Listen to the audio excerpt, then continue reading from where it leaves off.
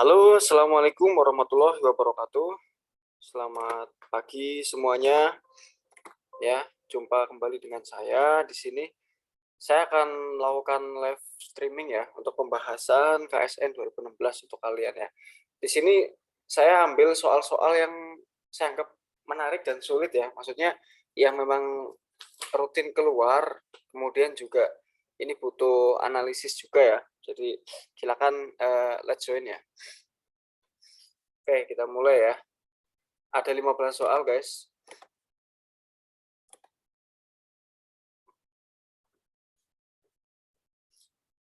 Kemudian kelihatan jelas ya di layar kalian masing-masing. Langsung saja di sini kita mulai dari nomor 7.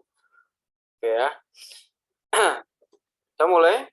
Untuk nomor 7, soalnya adalah kondisi wilayah yang memungkinkan terkena proses alam yang potensial menimbulkan bencana disebut. Jadi ini materi utamanya adalah tentang mitigasi bencana.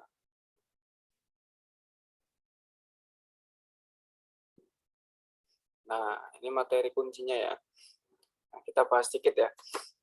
Jadi, dalam mitigasi bencana, yang perlu kalian, saya kemarin sudah ngasih tugas ya, cari perbedaan kerentanan, kemudian kapasitas, kemudian bahaya atau hazard ya. Selanjutnya ada risiko. Nah, sekarang kita akan lihat, ada satu lagi ya, bencananya. Nah, kita akan cari tahu dulu pengertian dari masing-masing ini ya. Sebenarnya kerawanan dan kerentanan ini biasanya disatukan. Jadi kalau ngomongin kerawanan atau kerentanan di sini adalah kondisi fisik maupun sosial masyarakat yang memungkinkan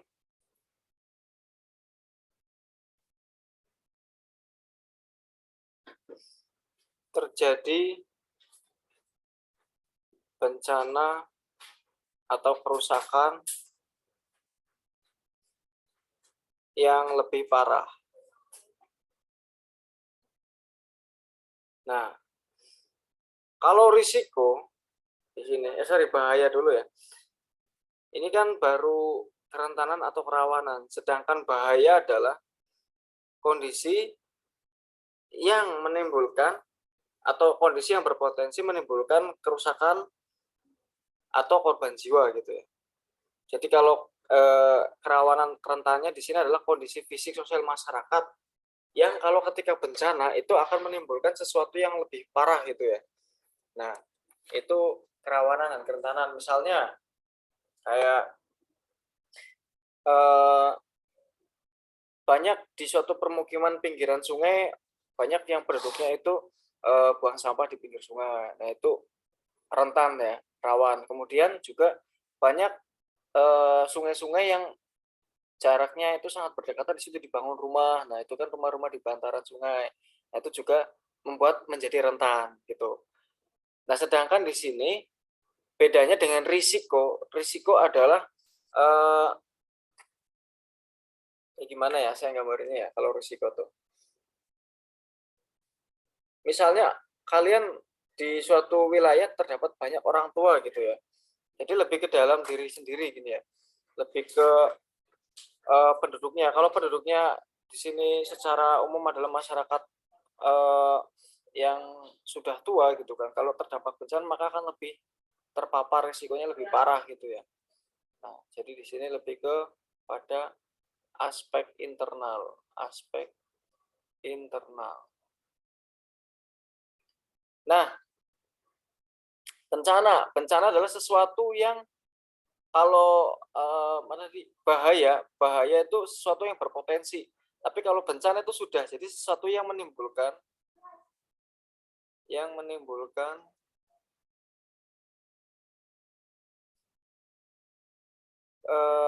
korban, harta benda, korban dan harta benda, gini aja ya, harta benda. Nah, ini kapasitas sekarang yang belum ya. Bahaya sudah tadi, kapasitas sudah, risiko sudah, kapasitas adalah kemampuannya. Jadi kapasitasmu gimana nih, kemampuan masyarakat baik secara fisik maupun sosial dalam mengurangi kemungkinan dampak bencana yang lebih parah. Nah, itu kapasitas. Jadi di sini adalah kemampuan masyarakatnya. Nah, kemampuan apa ya? Kemampuan fisik dan kemampuan sosial gitu. Nah, di sini kalau kita lihat ini kan dikontekskan adalah kondisi wilayah yang memungkinkan terkena proses alam yang potensial menimbulkan bencana. Berarti apa nih? Jawabannya adalah kalau kapasitas nggak mungkin ya. Kalau kapasitas kan di sini justru positif ya, kemampuan ya. Sedangkan soal ini menunjukkan kondisi dari kondisi fisiknya. Nah, antara kerawanan dan kerentanan nih. Ini yang pasti salah ini ya. Ini juga risiko kurang tepat karena lebih ke internal ke masyarakatnya. Kemudian kerentanan atau kerawanan. Jadi di sini kalau dalam konteks seperti ini kita yang pilih adalah yang kerentanan. Nah, gitu. Jadi lebih familiar yang kerentanan ya. Nomor 13 sekarang. Pola pertumbuhan dan perkembangan daerah terbangun perkotaan mengikuti pola berikut ini kecuali pola nomor 13 ya. Jadi silakan kalian cocokkan dengan jawaban kalian ya. Pola pertumbuhan dan perkembangan daerah. Nah, ini materi kuncinya adalah tentang interaksi desa dan kota. Desa dan kota. Nah, ini kelas 12 ya, semester 2. Oke, jadi di dalam materi tentang kota, ini kan ada tentang desa, kemudian ada penjelasan tentang kota ya dalam bab ini. Nah, dalam pembahasan tentang kota, ada namanya teori keruangan kota. Keruangan kota. Nah, teori ini ada 3 ternyata ya. Yang pertama, menurutnya teori pola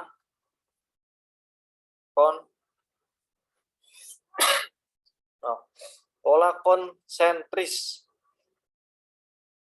Teori pola ya, teori pola keruangan kota. Saya kurang.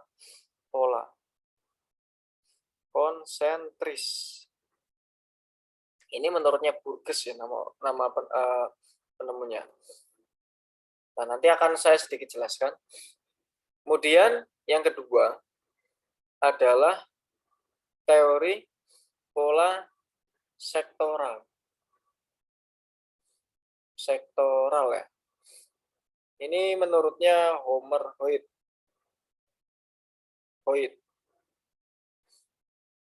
Yang ketiga adalah teori pola inti ganda.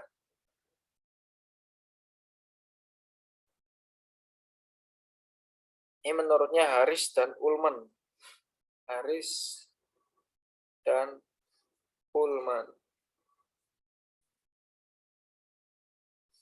Nah, sekarang untuk soal ini sebenarnya kan kita hanya mencari yang tidak termasuk ya. Jadi dari 3 itu yang di sini nggak ada yang mana gitu kan. Nah, itu berarti jawabannya.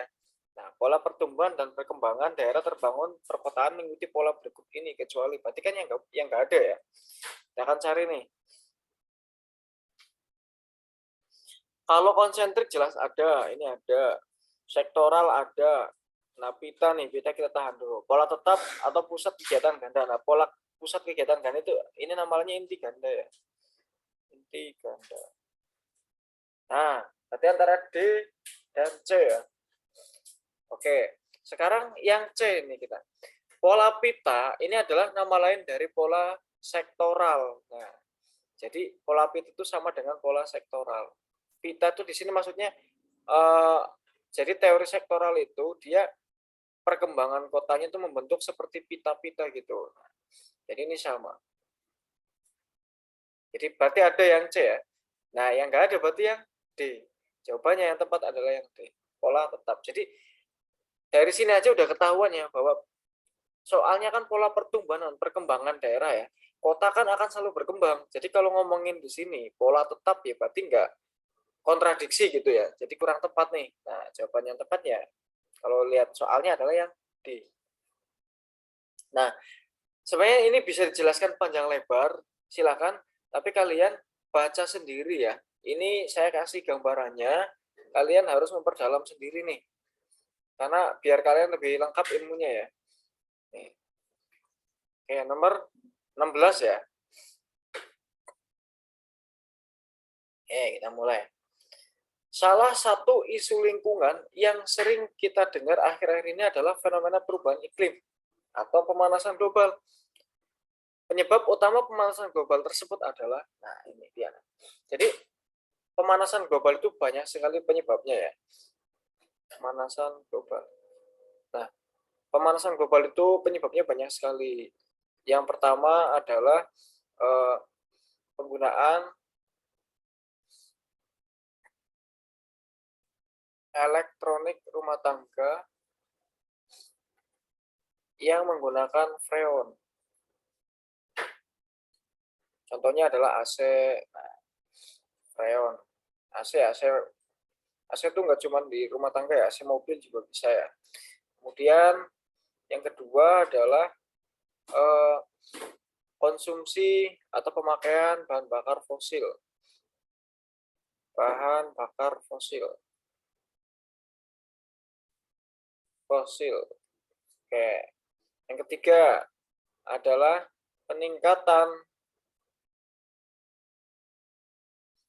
jumlah karbon dioksida, CO2, dan karbon monoksida atau CO di udara. Nah, dari tiga ini sebenarnya udah menjawab ya. Coba kita lihat dari opsi mana yang berkaitan dengan 3 poin ini. Yang pertama kita lihat dulu penggunaan CO2 yang berlebihan. Penggunaan CO2 yang berlebihan. Jadi malah justru CO2-nya digunakan ya. Padahal di sini kan peningkatan ya atau pelepasan CO2 gitu kan. Jadi sebenarnya yang ini yang kita tahan dulu ya. Ini yang kita tahan letusan gunung berapi. Nah, letusan gunung berapi itu temporer ya. Jadi tidak menjadi masalah yang rutin gitu kan. Oke kalau dia meletus seperti Krakatau, tapi kan tidak terjadi secara rutin. Jadi kurang berpengaruh di sini. Kita silang dulu.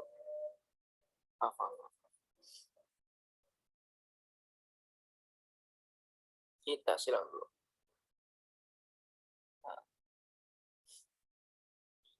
Pembakaran, nah ini pembakaran bahan bakar fosil ya. Sebenarnya dari sini udah kelihatan.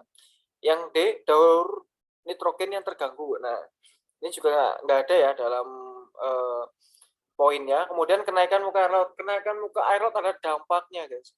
Bukan penyebabnya, ini dampak. Ini juga kurang tepat. Jadi antara A dan C. Nah, saya ulangi lagi, di sini yang A adalah penggunaan CO2 yang berlebihan. CO2 itu di sini yang merusak adalah ketika dia dilepaskan ke udara. Jadi bukan penggunaannya. Ya. Kecuali yang ini penggunaan pemakaian ini ya elektronik rumah tangga yang menggunakan freon. Nah, freon ini yang bisa menimbulkan efek rumah kaca atau yang nantinya akan menahan matahari tidak keluar lagi ke luar angkasa gitu ya. Atau keluar dari atmosfer. Nah, berarti di sini udah kelihatan nih yang tepat di sini adalah pembakaran bahan bakar fosil. Jawabannya yang tepat adalah C. Gitu. Oke ya. Oke, saya lanjut. Nomor 46 dan 47 ya. Sebentar. Nih saya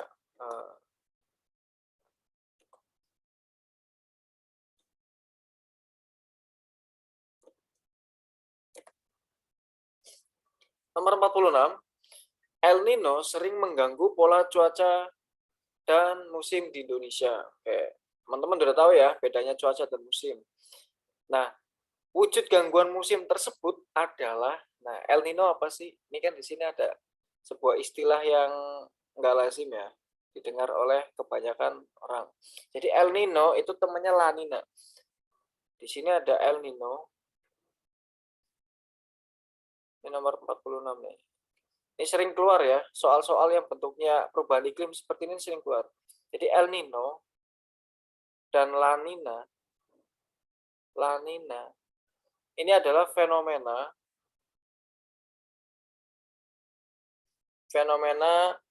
eh, air laut ya. Di sini ngomongin tentang air laut, tapi berkaitan dengan cuaca. Jadi fenomena cuaca yang dikaitkan dengan perubahan suhu muka air laut Samudra Pasifik. Jadi kenapa kok samudra itu bisa membuat perubahan iklim secara global gitu ya? Ya karena samudra itu kan sangat luas ya, apalagi Samudra Pasifik adalah samudra yang paling luas di dunia.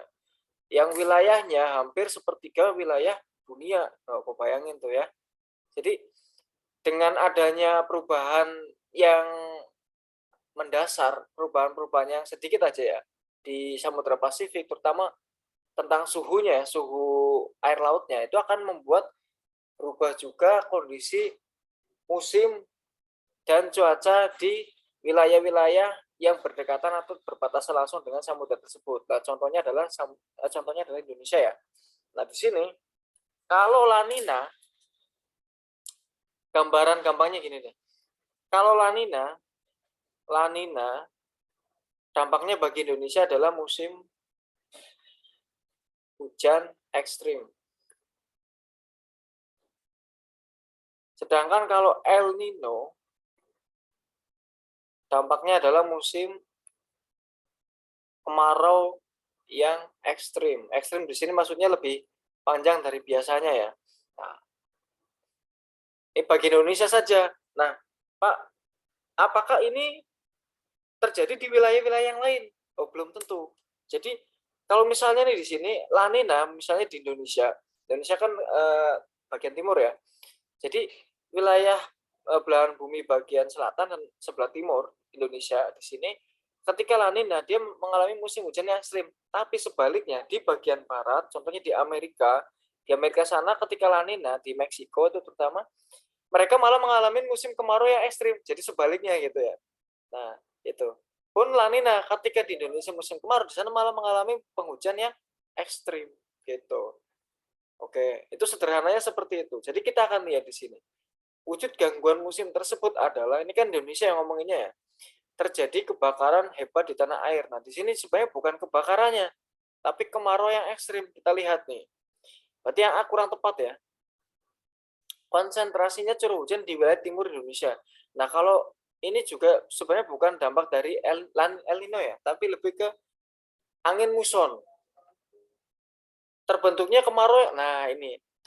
kemarau yang lebih panjang daripada biasanya. Jawabannya berarti yang C ya di sini ya. Oke. Hujan menjadi lebih sering, ini La Nina, bukan El Nino. La Nina. Terjadinya banjir di Nusa Tenggara Timur. Nah, banjir di Nusa Tenggara Timur ini sebenarnya nggak langsung berkaitan dengan efek El Nino ya. Justru malah ini efek La Nina. Efek La Nina. Karena hujannya lebih sering. Bahkan Nusa Tenggara Timur yang relatif lebih kering daripada wilayah lain di sini mengalami musim hujan yang lebih sering gitu. Nah, itu kalau efek La Nina. Di sini yang tanyakan El Nino, maka jawaban yang tepat adalah yang C. Oke. Ya, kita lanjut. 47. Salah satu ciri wilayah tropis adalah, oke, kan kita sama-sama tahu ya, untuk iklim matahari ya. Iklim matahari, ini nomor 47. Iklim matahari itu dibedakan menjadi yang pertama tropis, kemudian subtropis, nah kemudian iklim sedang,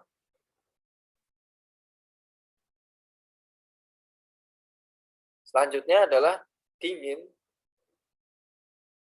Nah, yang terakhir adalah kutub. Jadi kadang dingin dan kutub dijadikan satu ya. Ini sebenarnya iklim matahari mirip dengan iklimnya Koppen pembagiannya ya, jadi 5. Nanti akan saya jelaskan kalau pas lagi ada interaksi lagi. Nah, di sini kita fokus ke soal dulu.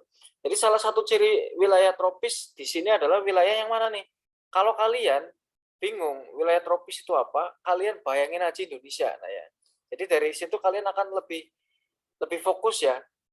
Bayangin saja Indonesia nih di sini. Bayangin Indonesia.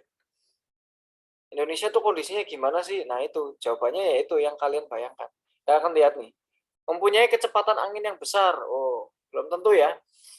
Jadi sebenarnya gini, wilayah tropis itu akan membuat Indonesia itu malah justru minim ya dari angin. Maksudnya dari badai ya di sini kan ngomongin kecepatan angin yang besar. Mengalami pemanasan matahari yang besar. Nah, ini lebih realistis nih yang B. Kita lihat yang lain dulu. Terletak antara lintang 35, nah ini juga kurang tepat ya. Bukan 35 derajat, tapi 0 derajat sampai dengan, 23 ya. Di sini berarti 23,5 derajat. LU sampai dengan LS ya. Ini LU sampai dengan 23,5 derajat LS. Nah, yang antara itu ya. Nah, kemudian salju banyak terjadi. Nah, kalau salju banyak terjadi ini justru wilayah kutub.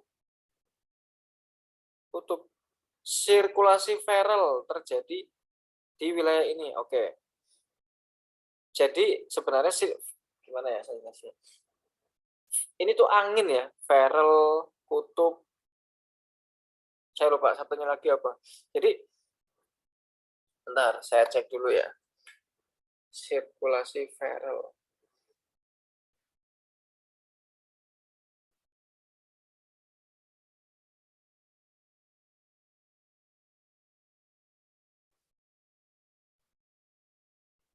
Oh iya. Jadi gini, sirkulasi Ferrell ini adalah jenis dari pola pergerakan angin. Jadi pola angin di bumi itu sebenarnya dibagi jadi 3. Yang pertama adalah kutub, sirkulasi kutub. Jadi di bagian wilayah kutub itu pergerakan anginnya itu seperti apa? Nah, itu disebut sirkulasi kutub. Yang kedua adalah sirkulasi Ferrell, baru yang ketiga adalah Hadley.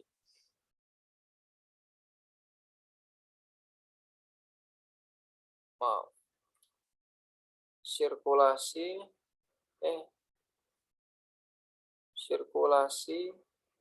Ferrell, ini saya urutkan ya. Kemudian yang ketiga adalah sirkulasi Hadley. Nah, ini wilayah kutub. Kemudian Ferrell ini wilayah iklim sedang. Kemudian Hadley adalah wilayah iklim tropis dan subtropis. Jadi Hadley ya, sebenarnya yang sirkulasi yang terjadi di Indonesia gitu ya. Nah, di sini yang paling tepat berarti yang B ya. Jadi mengalami pemanasan matahari yang besar. Ya karena wilayah tropis ini mengalami penyinaran matahari yang rutin sepanjang tahun. Jadi pemanasan mataharinya lebih besar daripada wilayah yang lain. Gitu. 47 yang B jawabannya. Ya, lanjutkan. 48 ya. Perubahan iklim sering dikaitkan dengan pemanasan global karena kesetimbangan neraca radiasi yang terganggu akibat Nah, tadi kan kita ngomongin tentang pemanasan global ya. Di sini kita akan melihat hubungan antara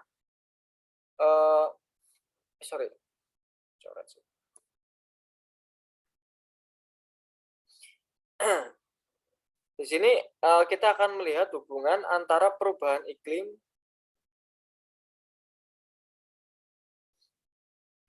dengan pemanasan global. Jadi sebelum terjadi perubahan iklim itu ada namanya fenomena pemanasan globalnya dulu. Nah, makanya di sini dikaitkan dengan karena kesetimbangan neraca radiasi. Jadi radiasi itu adalah besaran penyinaran matahari itu ya, atau besaran efek gitu ya, radiasi ya. Terkena radiasi berarti terkena besaran efeknya seberapa nih gitu. Nah, kita akan lihat nih. Yang terganggu akibat meningkatnya gas oksigen di atmosfer. Nah, justru malah agar tidak terjadi pemanasan global sebaiknya malah banyak kan oksigen di atmosfer ya.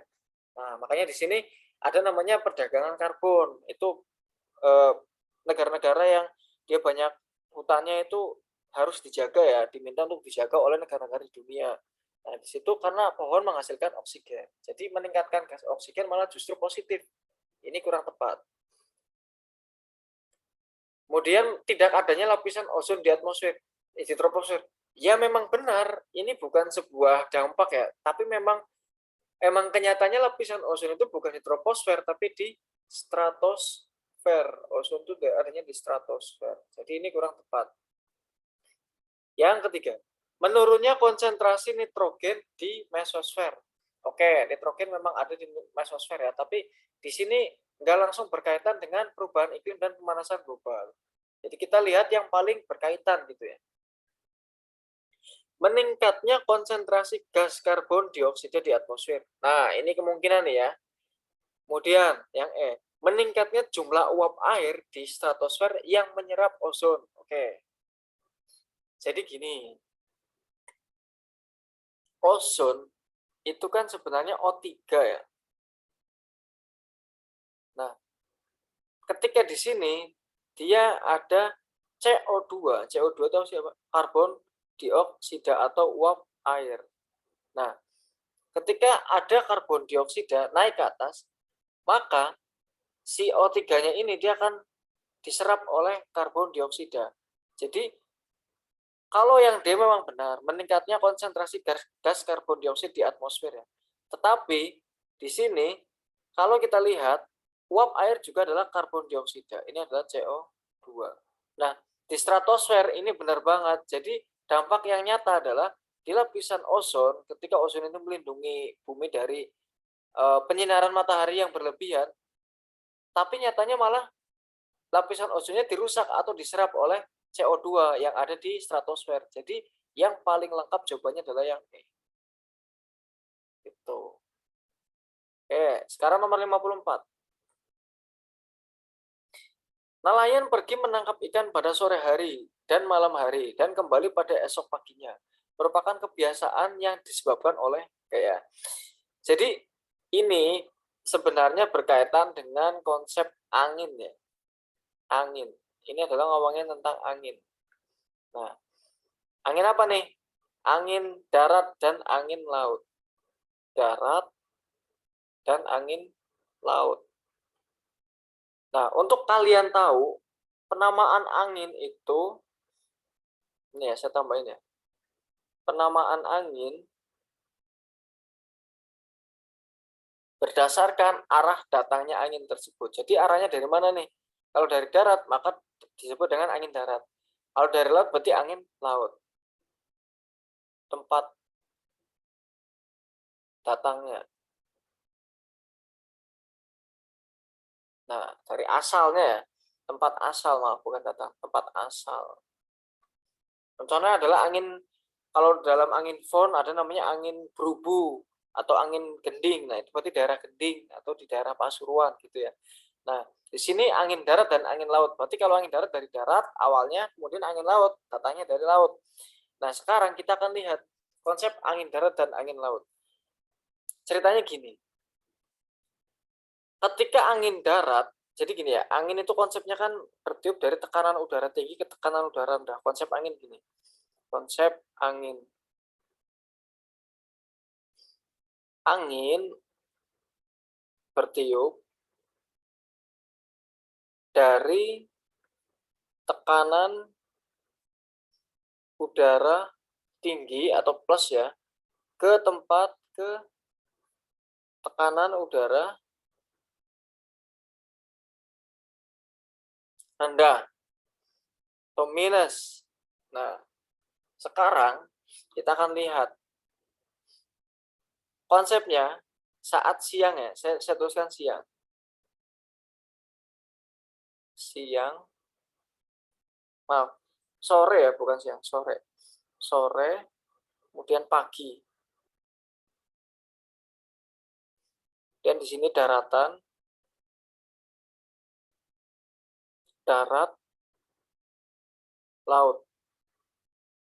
Ini darat ya, maaf. Nah, kita akan melihat hubungan antara suhu dan tekanan udara. Ya, jadi saat sore itu suhu udara di wilayah daratan itu cenderung lebih panas. Sedangkan, oh iya benar, saat pagi di daerah daratan cenderung lebih dingin. Jadi daratan itu konsepnya adalah dia mudah melepaskan panas, tapi juga mudah untuk menangkap panas. Jadi kalau panas ya langsung cepat panas daratan, kalau dingin dia langsung cepat dingin gitu. Tapi kalau lautan itu lebih lambat. Makanya kalau kamu misalnya nih sama-sama taruh air di ini ya, karena lautan kan isinya air. Jadi taruh air di bak, sama-sama ditaruh di ini dulu, di depan gitu ya, di depan yang terkena matahari langsung. Yang lebih panas duluan adalah tanahnya daripada airnya. Nah, karena air konsepnya di sini adalah sifatnya dia lebih lambat untuk menangkap panas dan lebih lambat untuk melepaskan panas. Jadi saat sore hari ketika sudah kena matahari seharian, di sini kalau yang daratan panas dia tidak terlalu panas nih di sini atau lebih dingin ya. Saya buat tulisan lebih dingin. Jadi saya nggak ngomongin dinginnya. Jadi lebih dingin. Nah, saat pagi di sini justru malah dia karena lambat melepaskan panas, maka di sini justru malah lebih panas daripada mana? Daripada daratan. Nah, kita akan melihat nih. Jadi, kalau suhu udara ya. Di sini kalau suhunya tinggi, tinggi atau panas, maka tekanan udaranya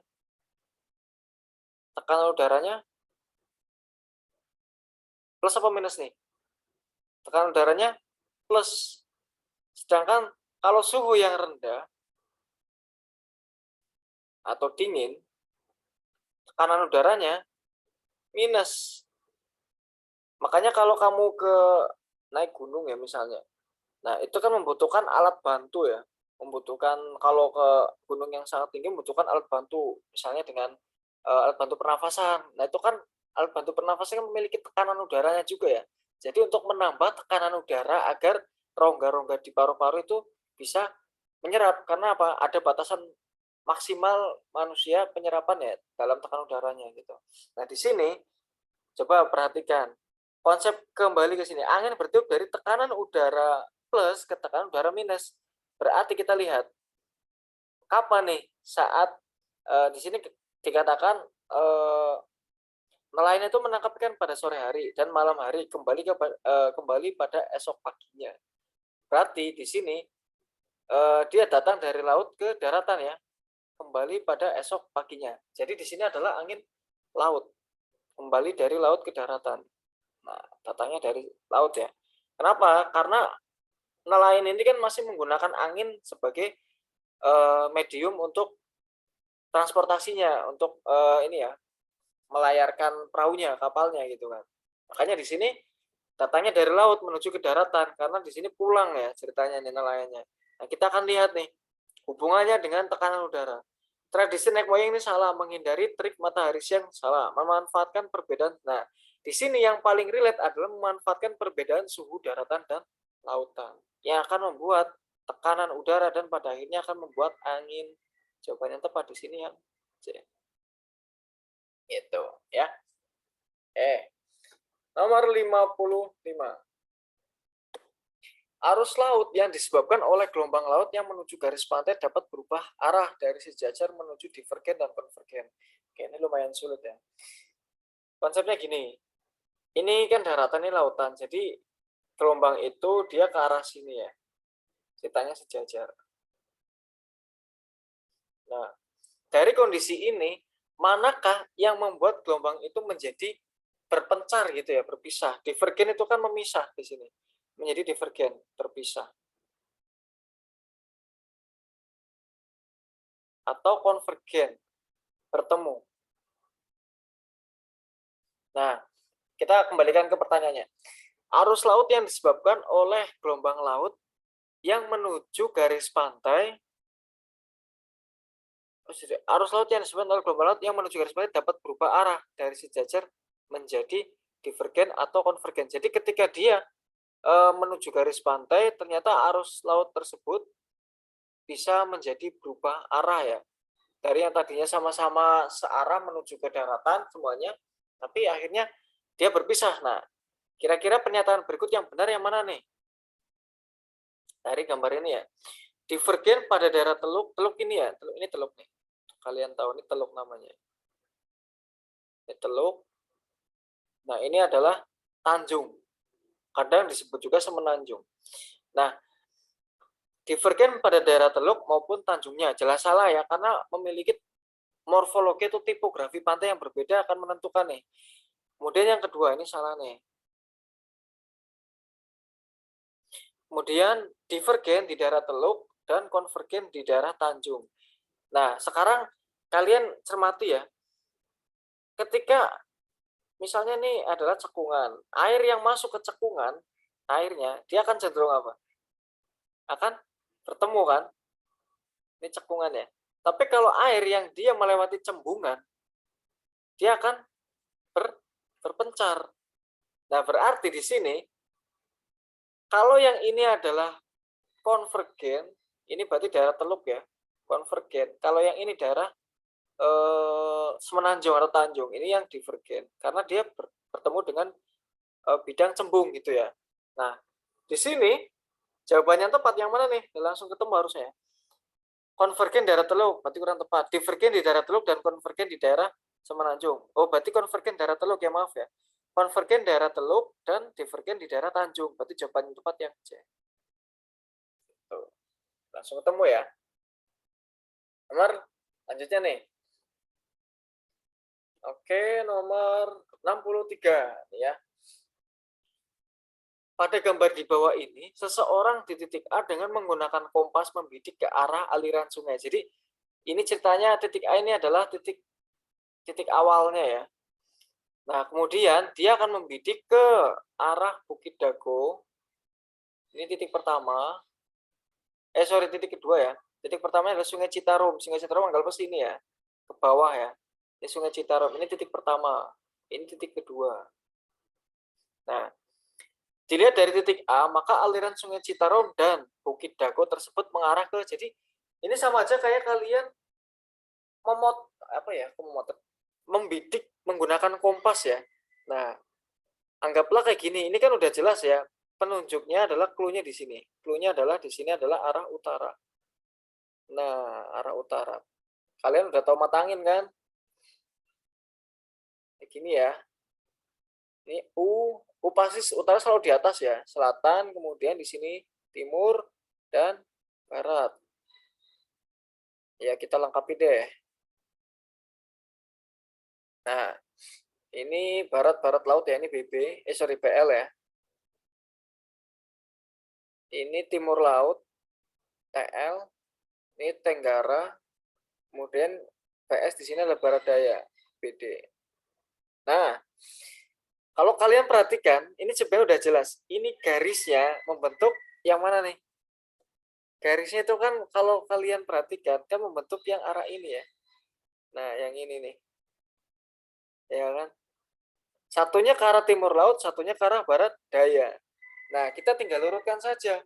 Di sini yang ditanyakan dulu adalah yang Sungai Citarumnya. Sungai Citarum kan di bawah dulu atau barat daya. Sedangkan yang Bukit Dago adalah yang wilayah atau yang sebelah timur laut. Nah, berarti barat daya dan timur laut. Jawaban yang tepat di sini yang E nih. Yang E. Gitu. Sederhana ya. Jangan dibikin susah, guys. Ini aslinya simple ya. Cuman tinggal ya kalian cukupkan konsep dasarnya dulu. Nomor 5 nih, 65 maaf ya. Dari peta di bawah ini mata pencarian masyarakat di desa maju. Satu ya, kalian harus cari tahu mata pencarian di desa maju. Yang kedua, desa yang banyak penduduknya. Cari tahu yang desa paling banyak penduduknya berdasarkan tabel di bahwa ini ya, jadi ini adalah membaca tabel. Dan desa yang penduduknya banyak menanam kelapa sawit. Nah, ini desa mana nih yang banyak penduduknya menanam kelapa sawit? Diurutkan. Nah, kita akan lihat desa maju. Desa maju ini apa nih? Kalau ini kita lihat keterangannya adalah dia di sektor sawah ya. Jadi areal persawahan. Jadi mata pencariannya bercocok tanam, bersawah nih. Nah, bersawah di sini hanya ada A dan D. Kita lihat yang kedua. Yang paling banyak penduduknya, apakah desa Flora atau desa Surya? Kita akan lihat nih, ternyata rumah itu gambarnya adalah kotak. Berarti di sini nih, ini kotak yang paling banyak adalah desa Surya. Berarti yang kedua adalah desa Surya nih, bersawah, desa Surya dan desa Flora. Dan desa Flora di sini keterangannya kelapa sawit adalah gambarnya ini. Nah, itu udah jelas ya. Yang mana nih? Bersawah, desa Surya, dan desa Flora. Jawabannya yang D. Oke.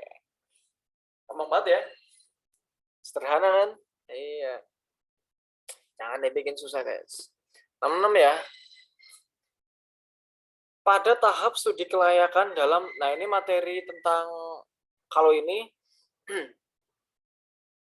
lebih kepada materi tentang pemanfaatan SIG dan penginderaan jauh. Ini kelas 3 semester 2. SIG dan PC, penginderaan jauh. Oke. Remote sensing atau penginderaan jauh. Jadi di sini pada tahapan studi kelayakan kan berarti pra ya, sebelum kita memanfaatkan untuk tambang misalnya atau untuk kelapa sawit gitu ya. Jadi kita lihat dulu apakah layak gitu ya untuk ditanam kelapa sawit atau untuk dijadikan areal pertambangan gitu.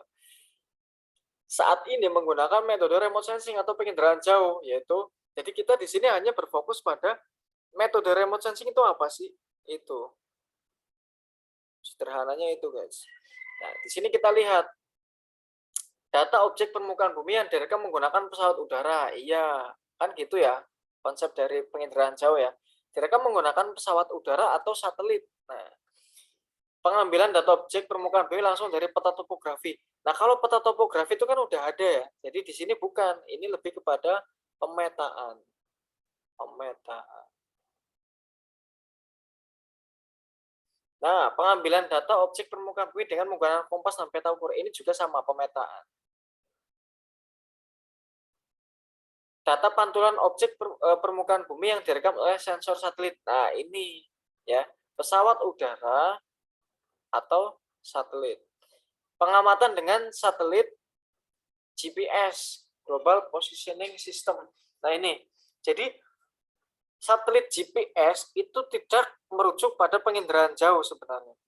Kita nggak bisa melihat data GPS. GPS itu sebenarnya untuk menunjukkan titik ya, titik lokasi, bukan titik lokasi, bukan secara spesifik menggambarkan kondisi wilayah. Jadi yang tepat di sini adalah 1 dan 4. Jawabannya yang tepat adalah yang E. Itu ya. Oke, saya lanjut part nomor 5 yang terakhir ya, ini gambar semua. Nomor 67 dulu nih. Seorang geografer sebelum ke lapangan merencanakan plotting sasaran. Plotting itu adalah penentuan titik ya, plotting. Penentuan titik sasaran. Plotting. Nah, di peta topografi dari titik P mengukur azimut. Nah, di sini ya, untuk kalian tahu. Jadi, ini namanya sedang melakukan navigasi darat. Nah, kalau kalian ada apa namanya? Pecinta alam di sekolah lumayan nih. Saya bisa ikut ajarin ya. Jadi ini adalah kegiatan navigasi darat. Kegiatan navigasi darat. Navigasi darat. Kalau navigasi laut menggunakan kompas dan arah mata angin ya, lebih sulit lagi tuh. Menggunakan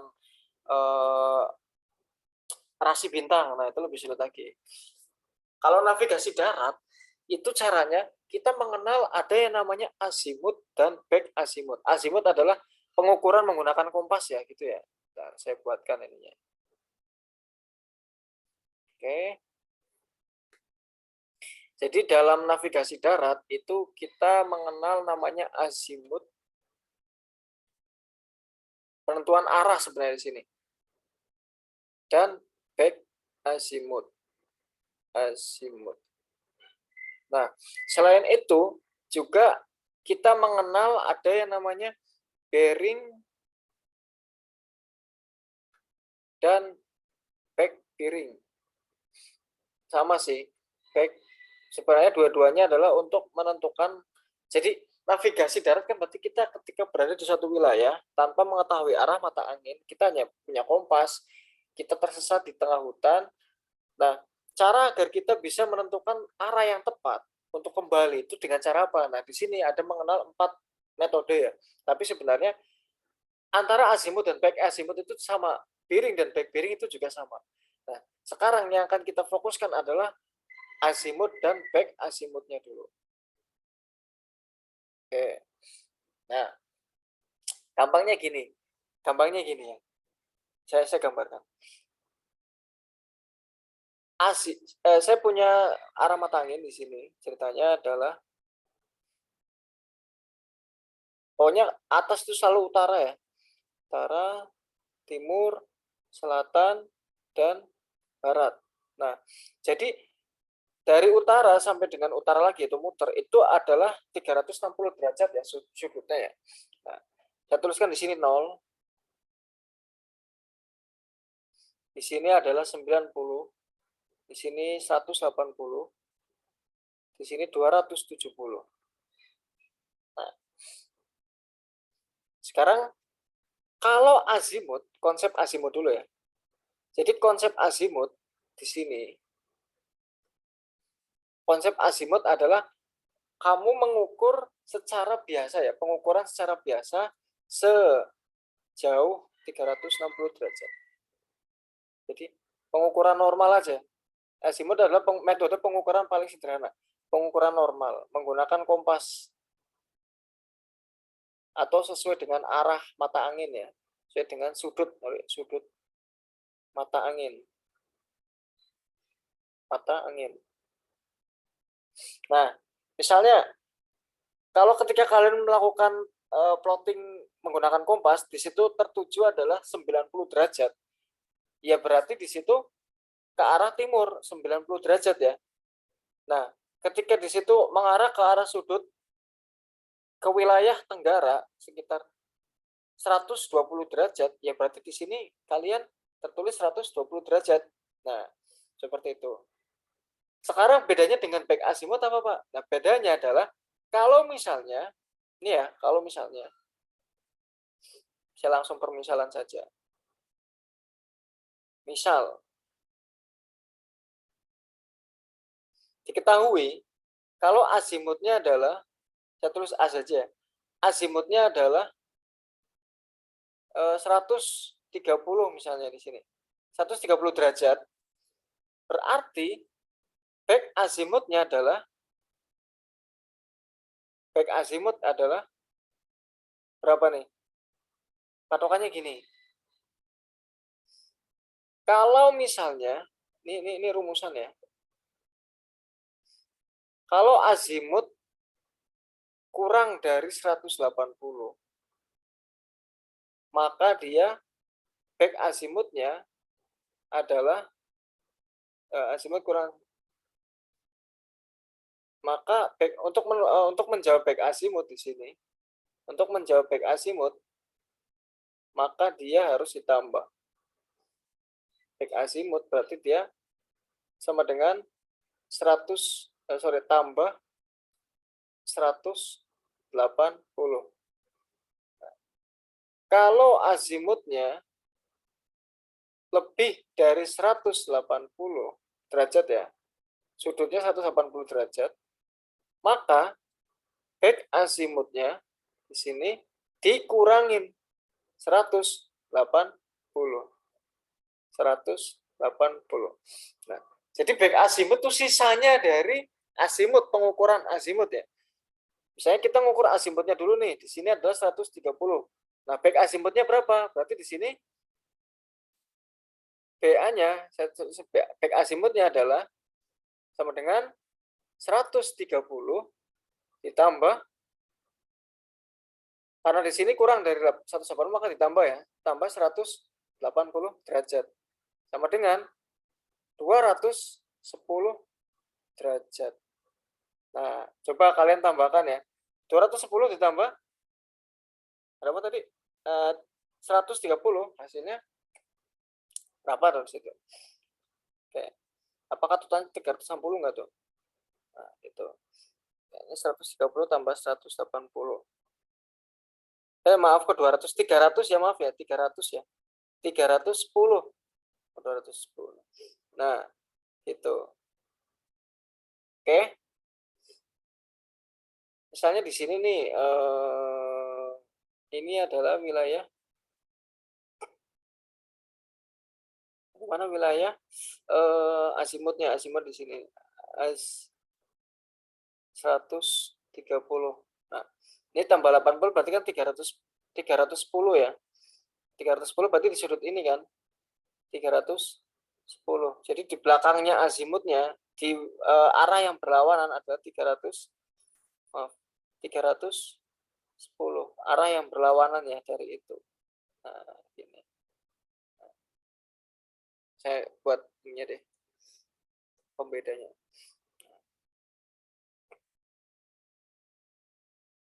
Misalnya kalian berada di titik tengah sini nih. Nah, misalnya di sini untuk membidik ke arah ini azimut 130 derajat, maka BA-nya adalah back azimutnya adalah 310 derajat. Jadi belakangnya ya, maaf ya, bukan secara keseluruhannya tapi di belakangnya, bukan sisanya ya. Nah, itu. Ya. Oke. Bearing dan back bearing akan saya geser nanti ya. Akan saya jelaskan ketika ada pertanyaan dari kalian. Sekarang kita di sini kan fokusnya hanya azimut saja ya. Berarti kita langsung ukur nih. Kira-kira saja kalau kalian nggak, kan otomatis atas nggak ada ini ya, busur ya. Yang pertama di sini adalah azimut P ke puncak Gunung Sindoro. P-nya di sini. Gunung Sindoro adalah di sebelah atas ya. Nah, di sini nih. Kira-kira ya, kalau arahnya ke sini, ini kan matangin ke arah sini ya. Ini langsung ketahuan sebenarnya. Ini sudutnya berapa nih yang ini nih?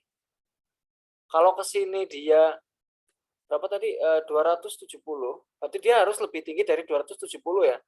Satu-satunya opsi di sini adalah 315. Nah, pertama berarti 315. Opsinya antara A dan D. Kita akan cari gunung yang kedua, Gunung Sumbing. P yang kedua Gunung Sumbing. Gunung Sumbing itu di sebelah sini ya. Nah, dari P. Nah, berarti kalian ketika melihat Gunung Sumbing, berarti di sini sudutnya seperti ini. Nah, padahal kan kayak gini ya. Ini kan 90 derajat ya. Nah, di antara 90 derajat, berarti dia harus lebih rendah daripada itu.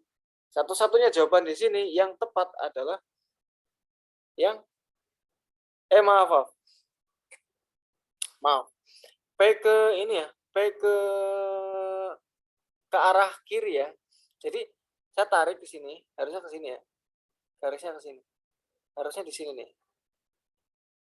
Nah, 90 derajat, tapi kalau ke arah sebaliknya di sini. Ini garisnya adalah lebih dari 180 derajat. Karena kan dia kurang dari 270, berarti sudutnya kurang dari 270 dan 180 antara itu. Nah, di sini hanya opsi 210 yang memenuhi syarat jawaban dari sudut tersebut. Nah, jawabannya tepat di sini yang D. Tuh. Lumayan ya. Oke, itu navigasi darat, guys. Sorry ya, tadi penjelasan yang 90 derajat itu skip dulu, skip aja. Di sini saya nggak melihat bahwa ini sudutnya udah lewat dari 180 derajat. Gitu. Oke, nomor 68, saya lanjutkan. Pada gambar di bawah ini, titik ABC adalah daerah depresi atau cekungan. Oke, ini adalah peta topografi ya. Peta topografi.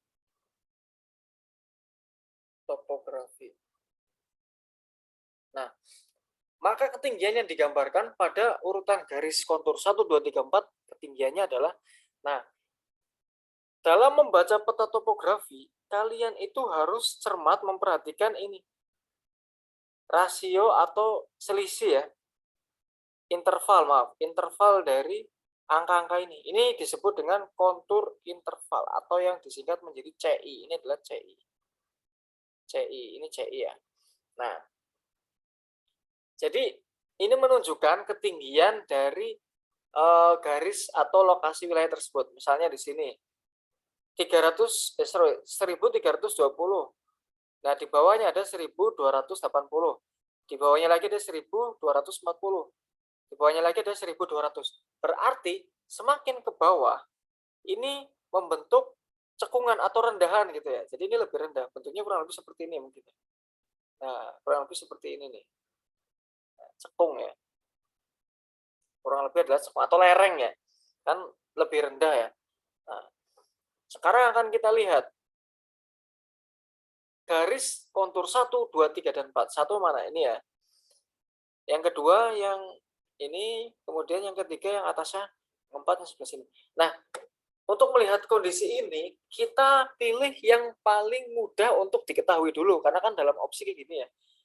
Kita pilih yang paling mudah dulu. Nah, yang paling mudah adalah garis nomor 3. Karena dia langsung di atasnya nih. Coba tadi perhatikan. Konturnya berapa nih intervalnya nih? Dari 1320 menuju 1280. Berarti jedanya 40 ya. 40. Ini juga jedanya 40 meter ya satuannya ya. Jadi rasio perbandingannya selisihnya adalah 40 meter. Nah, berarti ke atas pun di sini juga harus 40 meter. 1320 tambah 40 meter adalah 1360. Nah, kita cari di sini. Yang 1360 yang nomor 3 nih. Nah, di opsi hanya ada opsi yang C dengan opsi yang E. Ya kan? Nah, ini udah mulai mempersempit ya. Sekarang kita akan lihat garis yang bisa dicontohkan ciri-ciri lagi. Nah, ini yang nomor 2 nih. Ini kan udah ketahuan ya. Nah, ini yang nomor 2 nih di sini. Jadi, ditambah 40 lagi. Jadi, dikurangin 40 ya. 1200 dikurangi 40 karena kan lebih rendah. Berarti di sini 1160.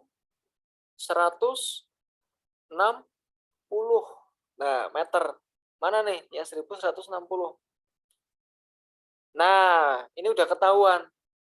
Yang kontur kedua di sini adalah 1160. Berarti udah langsung aja ketahuan jawabannya yang E. Karena yang C di sini ada 1110. Jadi enggak berurutan ya konturnya ya. Jawabannya tepat berarti yang E, nomor 68. Gitu ya. Gampang kan? Jawab di hati masing-masing ya. Oke, yang terakhir nomor 69 nih ya. Jelas. Ini adalah ngomongin tentang zona waktu. Sebentar. Ini sebenarnya tentang zona waktu. Materi kuncinya. Nah, zona waktu berkaitan dengan garis bujur ya. Bujur. Baik. Ceritanya gini. Buat landasan utama, buat dasarnya dulu ya. Saya tuliskan di sini WIB. Kemudian WITA tengah. Dan waktu Indonesia Timur atau WIT. Nah, sederhananya untuk 3 wilayah ini di Indonesia, ya kan? Kalau WIB itu dia ini konsepnya adalah dari WIB ke WITA itu berarti dia ditambah 1. Ini anggaplah 0. Kita patokannya WIB-nya. Tambah 1. Kalau ke WIT itu ditambah 2. Nah, berarti kalau dari WIT ke WIB dikurangi 1. Kalau konsepnya gitu ya. Atau WIT ke WITA berarti dikurangi 1. WIT ke WIB itu dikurangi 2. Nah, kita mulai dari mana dulu nih? Kalau yang sudut pandangnya dari WIB berarti tambah. Kalau asalnya dari kota yang dia zona waktunya WIT tengah, berarti dia dikurangi gitu ya. Nah, patokannya ini saja.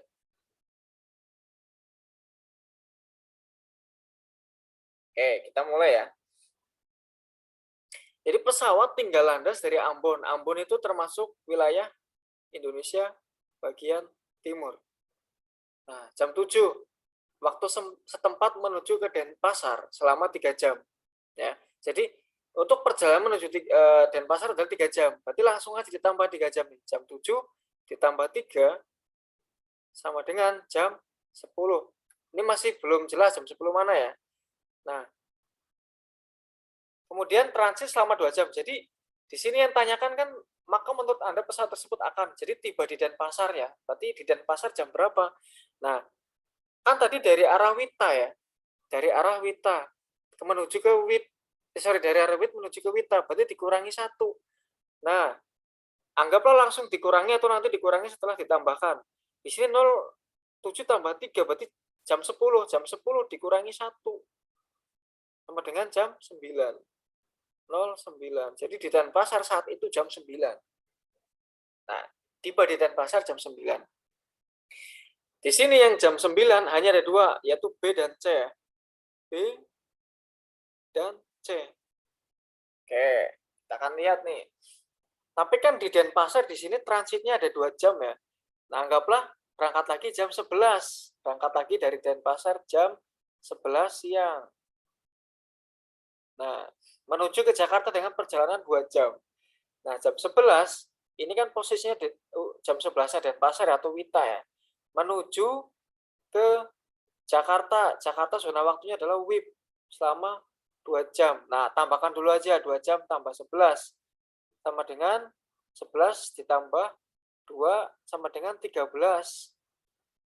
Tapi kan posisinya dari Wita menuju ke WIB. Maka dikurangi 1. Kalau ini ditambah 1 ke WIB, maka dari Wita ke WIB berarti dikurangi 1. Dikurangi 1 jam. Sama dengan jam 12.00. Nah, di sini jawaban yang tepat adalah yang C. Oke ya? Gampang kan? Gampang. Oke. Selesai 15 soal. Ini dipelajari, banyak-banyak membaca, banyak-banyak bereksperimen ya, mengerjakan soal. Semangat, waktunya tinggal kurang dari sebulan lagi guys. Mudah-mudahan semuanya masuk ke tingkat provinsi ya. Amin ya. Oke, terima kasih. Itulah pembahasan dari saya. Sampai ketemu di pertemuan yang akan datang. Wassalamualaikum warahmatullahi wabarakatuh.